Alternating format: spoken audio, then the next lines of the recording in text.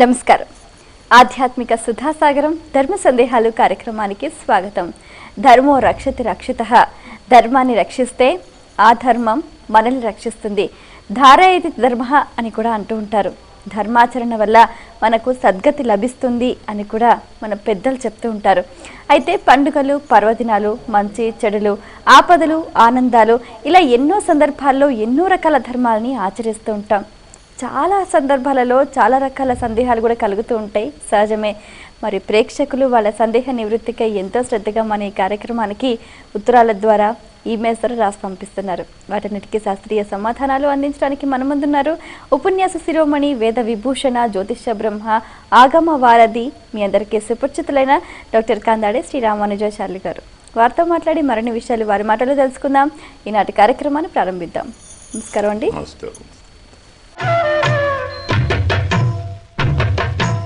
మొదటి ఉత్తరం చూద్దామండి. హైదరాబాద్ నుంచి శశికళ రాస్తున్నారు. ఏ ప్రదేశాలను లక్ష్మీ నివాసాలు అంటారు తెలియజేయగలరు అంటూ రాస్తున్నారు. ఎక్కడ ధర్మం ఉంటుందో అక్కడ లక్ష్మి ఉంటుంది. ఒకే మాట చెప్పాలంటే ఎక్కడ పవిత్రత ఉందో, ఎక్కడ శుచిత్వం ఉందో, ఎక్కడ ధర్మం ఉందో, ఎక్కడ నీతి ఉందో, ఎక్కడ స్వార్థం లేదు, ఎక్కడ హింస లేదో, ఎక్కడ కపటం లేదో అక్కడ లక్ష్మి ఉంటుంది. ప్రధానం లక్ష్మి అంటే పరమ సత్వగుణ సంపన్నురాలు.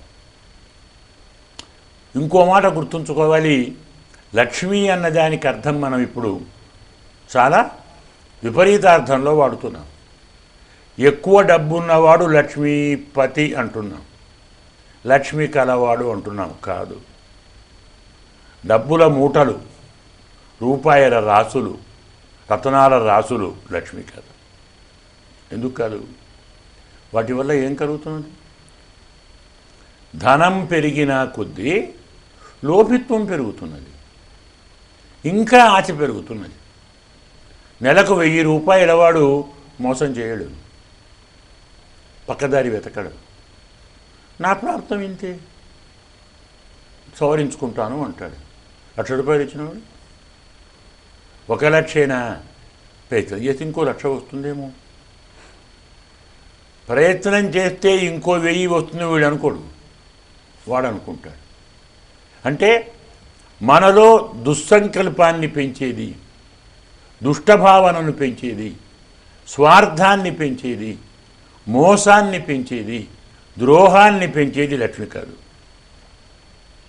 లక్ష్మి అంటే లక్షయతీతి లక్ష్మి శబ్దానికి అర్థం అది గుర్తింప చేస్తుంది. చెడువారితో కాదు, మంచివారితో, మంచితనంతో. 10 మంది నిరంతరం గుర్తుంచుకోవాలి, చెడ్డవాడిని గుర్తుంచుకుంటాడు, కానీ అది ప్రేమతో కాదు. ఎవరి వ్యక్తిని, ఏ వ్యక్తిని మనం ప్రేమతో, భక్తితో నిరంతరం తలుచుకుంటాము, చనిపోయిన తర్వాత కూడా ఎవరిని తలుచుకుంటాము, వారు ఇక్కడ మనం తలుచుకున్నంతకాలం అక్కడ వారు స్వర్గంలో ఉంటారు. అదే తిట్టినంతకాలం నరకంలో ఉంటారు. కాబట్టి 10 మంది చేత చీ అనిపించడానికి కారణమైంది ఎప్పుడు లక్ష్మి కాదు. 10 మందిని బాధించడానికి కారణమైంది లక్ష్మి కాదు. మనలో స్వార్థాన్ని, ద్రోహాన్ని, ఈర్ష్యను, అసూయను, కపటాన్ని, ద్వేషాన్ని పెంచేది లక్ష్మి కాదు. లక్ష్మి అంటేనే శుభం, సుందరం, సత్యం, శివం కదా. లోకా సమస్తాః సుఖినో భవంతు అనగలిగిన వాడి దగ్గర ఉన్నదే లక్ష్మి. ఒక ముద్ద కావచ్చు, ఒక మెతుకు కావచ్చు. రూకల రాసులు లక్ష్మి కాదు, రత్నాల రాసులు ధనం కావచ్చు. అది ఐశ్వర్యం కూడా కాదు, అది సంపద కూడా కాదు. సంపద కాదు, ఐశ్వర్యం కాదు, లక్ష్మి కాదు, ధనం. ధనం అంటే ఏంటి? ఉప్పొంగింపజేసేది, ధరింపచేసేది కావచ్చు. ఓ ఇల్లు కట్టుకుంటావు, ఓ పెళ్లి చేసుకుంటావు, నువ్వు బాగుంటావు, పక్కవాడు లేదే. భగవంతుడు ఎక్కడ ఉంటాడు? అమ్మ ఉన్నతోటే ఉంటాడు. అమ్మ ఎక్కడ ఉంటుంది? ఆయన ఉన్నతోటే ఉంటుంది. ఇద్దరు ఎక్కడ ఉంటారు? ఎక్కడ శాంతి, సామరస్యం, సౌమనస్యం, సౌహార్దం, సుహృద్భావం, సర్వలోక శ్రేయస్ సాధన ఉంటాయో అక్కడ ఉంటారు. కాబట్టి పవిత్రంగా ఉండండి. ఇల్లు పవిత్రంగా ఉండాలి, శరీరం పవిత్రంగా ఉండాలి, వస్త్రాలు పవిత్రంగా ఉండాలి, ఆలోచనలు పవిత్రంగా ఉండాలి, సంకల్పాలు పవిత్రంగా ఉండాలి. ఆచారం లక్ష్మీ నివాసం. ఒక మాట చెప్పాలంటే సదాచారం లక్ష్మీ నివాసం. కాళ్ళు కడుక్కోకుండా బయట నుంచి లోపలికి వస్తే లక్ష్మి బయటికి పోతుంది. చాలామంది లక్ష్మి చెప్పాను కదా, లక్ష్మి అంటే డబ్బులు కావు, మరి గుర్తుపెట్టుకోవాలి. మనలోని భావన పోతుంది, సదభిప్రాయం పోతుంది. బయట నుంచి వచ్చినవాడు కాళ్ళు కడుక్కొని రావాలి. బయట నుంచి వచ్చినవాడు భోజనం చేయాలంటే ఏ వస్త్రాలతో బయటికి వెళ్ళావో ఆ వస్త్రాలు మార్చుకొని చేయాలి. ఎందుకు? ఈ వస్త్రాలతోటి ఊరంతా తిరిగాం కదా. మరి ఇందులో ఎన్ని లక్షల క్రిములు చేరుతాయా? వాటితో వచ్చి అలాగే కూర్చొని భోజనం చేస్తే మనం ఏం తింటున్నట్టు? క్రిములేనా, రోగాలేనా? ఇది ఆచారం అండి. మూఢాచారమా? బయట నుంచి వచ్చిన వాడు కట్టుకున్న బట్టలు మార్చుకొని, కాళ్ళు చేతులు కడుక్కొని, ఆచమనం చేసుకొని వచ్చి భోజనం చేయమన్నాడు. మూఢాచారం అండి. ఇప్పుడు ఏం చెప్తున్నారు వీళ్ళు? భోజనం చేసే ముందు చేతులు కడుక్కోండి ఇవాళ చెప్పాడు. వేదపురుషుడు సృష్టి కంటే ముందు చెప్పాడు. భోజనం చేసే ముందు 16 సార్లు కుడి చేతిని కడుక్కోవాలి. భోజనం చేసిన తర్వాత 32 సార్లు కడుక్కోవాలి 2 చేతులను. 16 సార్లు ఆచమనం చేయాలి. 8 సార్లు కాళ్ళు కడుక్కోవాలి. అక్కడ లక్ష్మి ఉంటుంది. ఎక్కడ పరిశుద్ధి ఉందో, ఎక్కడ కపటం లేదో, ఎక్కడ స్వార్థం లేదో, ఎక్కడ పవిత్రత ఉందో అక్కడ లక్ష్మి ఉంటుంది. అందుకే పవిత్రత, పరిశుద్ధి శరీరంలో, మాటలో, మనస్సులో ఉంటే లక్ష్మి ఉంటుంది. మరి ఉత్తరంలో వారి సందేహం చూద్దామండి. హైదరాబాద్ నుంచి శేఖర్ రాస్తున్నారు, నవగ్రహాలకు అపసవ్య దిశలో చాలామంది ప్రదక్షిణలు చేస్తూ ఉంటారు, అలా చెయ్యొచ్చా, తెలియచేయగలరు అంటూ రాస్తున్నారు. ఇందులో వారి వారి ప్రాంతీయ ఆచారం, దేశీయ ఆచారం, కొందరు వారి వారి ఆలోచనతో, అసలు దాని పేరు ప్రదక్షిణం అంటే అపసవ్యం ఎలా అవుతుంది? శబ్దానికి అర్థం ఏమిటి? ప్రదక్షిణం అంటే కుడి నుంచి తిరగాలి. దక్షిణం అంటే కుడి, దక్షిణ అంటే కుడి, వామ అంటే ఎడమ. ప్రదక్షిణ ఎటు తిరగాలి? దక్షిణం. అవసరం ఎట్లయితుంది మరి? ఎలా చెప్పుకుంటాం? పేరులోనే లేదే. మనం చెప్పే పేరుకే అర్థం ఉంటుంది. మరొకటి, నవగ్రహాలు అనగానే ఏవో అమంగళాలు, అశుచి, వాటికి విపరీతంగానే చేయాలి. ఎవరు చెప్పారు నీకు?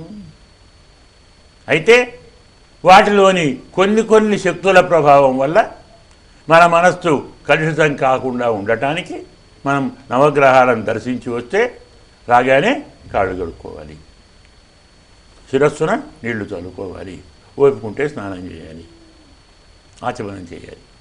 ఇలాంటి వాటిని దృష్టిలో పెట్టుకొని అన్నిటికీ మరి అన్ని దేవాలపై మనం స్నానం చేయం కదా, వచ్చి కడుక్కుంటామా? ఇక్కడ కడుక్కోవాలి కదా. ప్రదక్షిణ కూడా అపసవ్యం చేయాలి. ఇలా భావనలు పెంచుకున్నారు.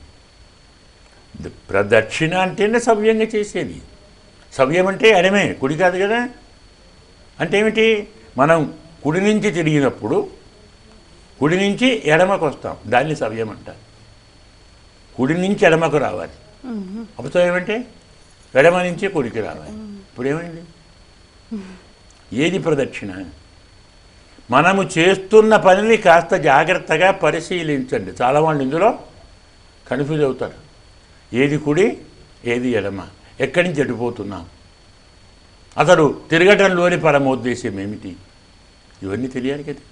మన శరీరాన్ని, మన మనస్సును, మన వాక్కును, మన బుద్ధిని, మన ఆలోచనలను, మన సంకల్పాన్ని పరమాత్మకు అర్పించుట. అందుకే 3 సార్లు చేయమన్నారు మనోవాక్కాయములు. 5 సార్లు చేయండి అన్నారు పంచ జ్ఞానేంద్రియాలు. 11 సార్లు చేయండి. పంచజ్ఞానేంద్రియాలు, పంచకర్మేంద్రియాలు, మనస్సు. కొందరు 12 సార్లు చేస్తారు బుద్ధిని కలుపుకొని, 16 సార్లు చేస్తారు విషయాలను కలుపు.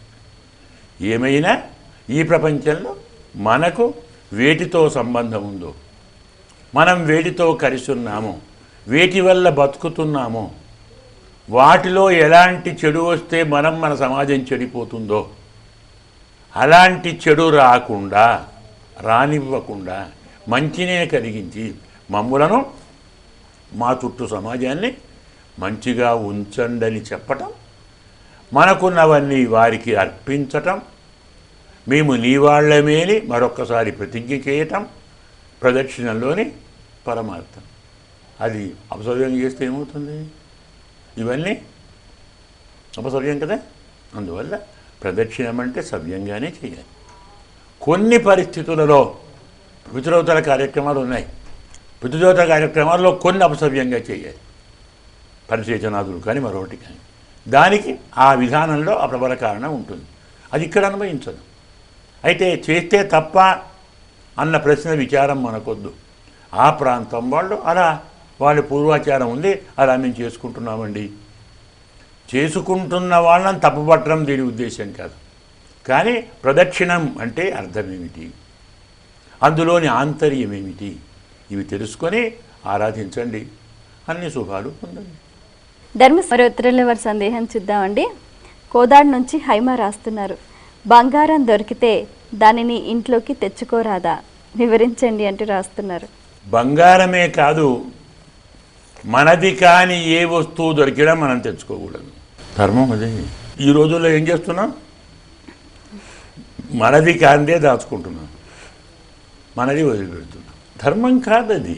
మాతృవతు పరదారేషు పరద్రవ్యేషు లోష్టవత్ ఆత్మవత్ సర్వభూతేషు యపశ్యతి సపండిత. వ్యాసభగవాని వాక్యం. పరస్త్రీ కనబడితే కన్న తల్లిలాగా చేతులు జోడించు చెప్తాడు మనకు పోతన భాగవతంలో. తన యందు అఖిలభూతములందు నొకభంగి సమహితత్వంబున జరుగువాడు. పెద్దల బొడగన్న మృత్యుని కైవడి చేరి నమస్కృతులు చేయువాడు. కన్నుదోయికి అన్యకాంతల అడ్డంబైన మాతృభావన చేసి మరలువాడు. ప్రహ్లాదుడు వాడే కాదు, మనవలాగే ఉంది. పరస్త్రీ కనపడ్డప్పుడు తల్లిలా చూడు, పరద్రవ్యం కనపడ్డప్పుడు మట్టి పెడ్డలా చూడు, సకల ప్రాణులు నీలా చూసుకో. అంటే ఏ పని జరిగితే నీకు శరీరానికి మనస్సుకు బాధ కలుగుతుందో ఆ పని నీవు మరొకరికి చేయకు. ముళ్ళుంది దారిలో, మనం పోయాం, కుచ్చుకుంది, ఏం చేస్తాం? తీస్తాం. తీసి ఎక్కడేయాలి? ఎవరు? అక్కడేనా పక్కన? పక్కన. కొందరు అక్కడే వేస్తారు. అంటే నేనొక్కడిని ఎందుకు బాధపడాలి, బాధపడని? ఇదండి సంస్కారం. ఆ ముళ్ళు నాకు గుచ్చుకుంటే ఎంత బాధ కలుగుతుందో వాడికి గుచ్చుకున్నా అంతే బాధ కలుగుతుంది. నాకు కలిగిన బాధ నా పక్క వాడికి కలగకూడదు, దాన్ని తీసి దూరంగా వేయి. అలాగే ఈ ద్రవ్యం ఎవరిదో అది వాడికే లభించని. ఒకరి ద్రవ్యం మనం తీసుకుంటే పోయినవాడు బాధపడతాడు, దొరికినవాడు వీడు బాధపడతాడు. ఎందుకు? మనం తీసుకున్నది ఇంత, తర్వాత మనకు పోయేది ఇంత. ఇప్పుడు పోకపోవచ్చు, ఎప్పుడూ పోవచ్చు. అందువల్ల పరద్రవ్యాన్ని మట్టి పెడ్డలా చూడండి. నీకైనటువంటి బాధను నీతో పాటు వాడే పక్కవాడు కాబట్టి అలాంటి పని నీవు చేయకు, ఇతరులతో చేయనీయకు. అందువల్ల ఒక బంగారమే కాదు, ఏ వస్తువు దొరికినా బుద్ధిమంతుడు, ధర్మము తెలిసినవాడు దాన్ని పట్టుకొని ప్రకటన చేయాలి. ఫలానా వస్తువు నాకు ఫలానా చోట దొరికినది, అది ఎవరో వచ్చి తీసుకొని పొండి. మనం ఇప్పటికీ చూస్తుంటాం, పత్రికలు వస్తుంటాయి. ఓ ఆటో వారు, ఓ ట్యాక్సీ వారు, మరొకరు దొరికిన బ్యాగు పిలిచి వారికి ఇచ్చారు, వారికి సన్మానం చేశాము, చదువుతూనే ఉన్నాం కదా. మరి వారిలో సంస్కారం ఉందా లేదా? వారు ఏం చదువుకున్నారు? సంస్కారం ఉంది. పుణ్యాత్ములు, మహానుభావులు. సంస్కారానికి చదువుకు సంబంధం లేదు. సంస్కారం అనేది పూర్వజన్మ వాసనతో వస్తుంది.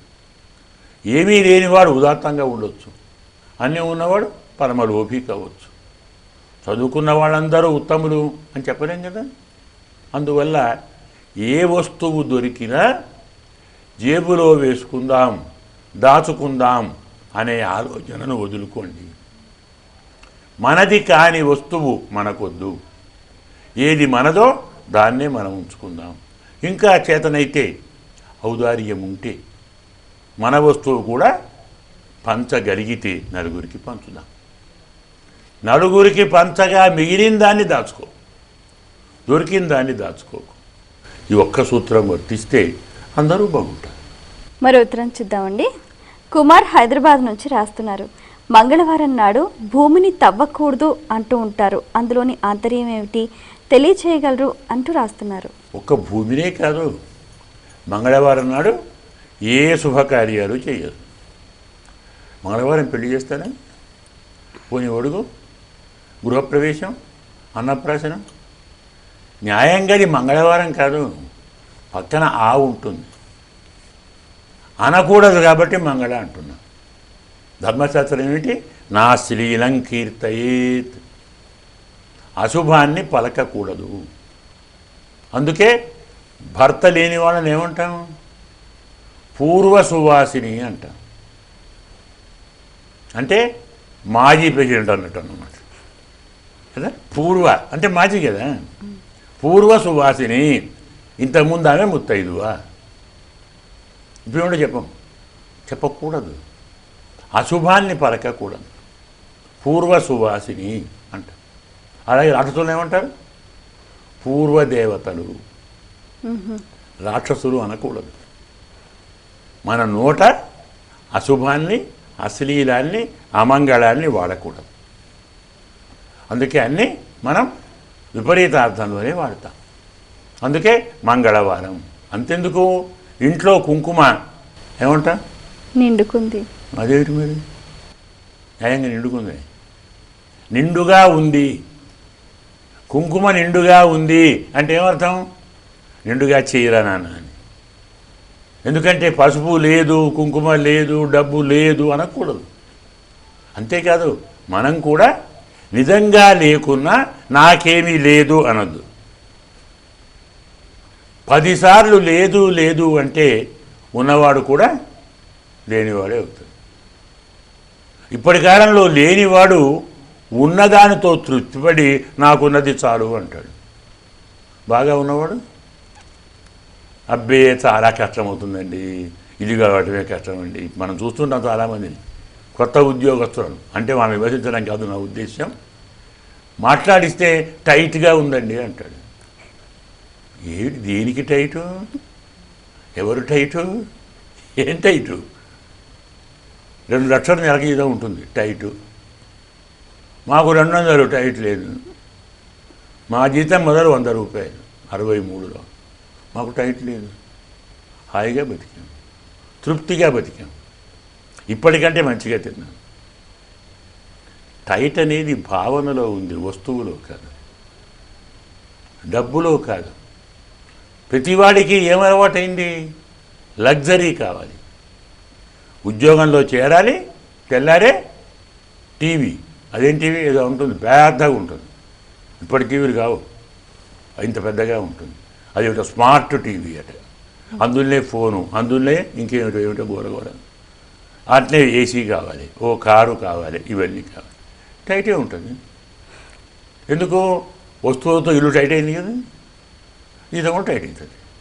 అది లేకుంటే కానీ కాబట్టి లేదు అనే మాట 10 సార్లు అనకండి. నిజంగా లేకున్నా నాకు నేను హాయిగా ఉన్నాను. 10 సార్లు ఉంది ఉంది అంటే పరమాత్మ ఉన్నట్టే చేస్తాడు.